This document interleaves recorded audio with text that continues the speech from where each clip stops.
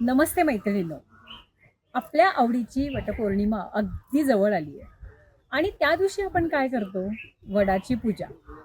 खरं तर आपली भारतीय संस्कृती खूप महान आहे. या संस्कृतीने आपल्याला शिकवलंय, जी आपण पूजा अर्चा करतो त्याचा अर्थ काय? तर निसर्ग आपल्याला भरभरून देतो. आज ज्या झाडाखाली मी उभी आहे वडाच्या, ते 100 वर्षापूर्वीचं झाड आहे. आपण विचार करू शकतो?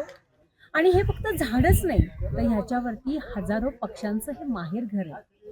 आणि आपण काय करतो ठाऊक आहे? ज्या वडाची मी पूजा करतेय, त्याच वडाच्या फांद्या आपण तोडतो. कल्पना करा, तुम्हाला ऑफिस आहे, सगळं आहे, सगळं मान्य आहे. झाडाला दोरे बांधतो, तेही सगळं मान्य चला. पण झाडाच्या फांद्या, ह्या वर्षी आपण पाहिलंय की अक्षरशः उन्हाने काहूर माजवला. पाऊस अजून पडत नाहीये. ग्लोबल वॉर्मिंग अक्षरशः सगळीकडे धुमाकूळ घालते. मग अशामध्ये जर आपणच झाडं तोडली तर कसं होणार?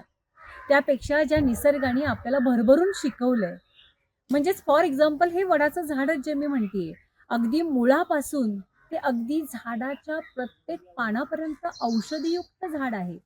आणि ज्या सावित्रीची कथा आपण ऐकतो, त्यांनी त्या कथेचं मर्म सुद्धा हेच आहे हो. कारण पूर्णतः ऑक्सिजनचं स्तोत्र म्हणजेच हे झाड आहे. मला असं वाटतं की ह्या कल्पवृक्षासारखं दुसरा कल्पवृक्ष तुम्हाला कुठून मिळणार? म्हणून मैत्रिणींनो, चला ह्या वर्षीची पूजा आपण झाड लावून करूया. वडाचं झाड आत्ता जर आपण लावलं तर कल्पना करा, आपल्या नंतरच्या ज्या पिढ्या आहेत त्यांना किती भरभरून ऑक्सिजन मिळेल.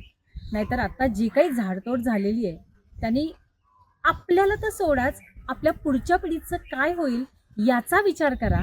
आणि त्याचा विचार करण्यासाठी ह्या वटपौर्णिमेला प्रत्येकीने आपण एक निर्धार करूयात, एक तरी झाड नक्की लावूयात.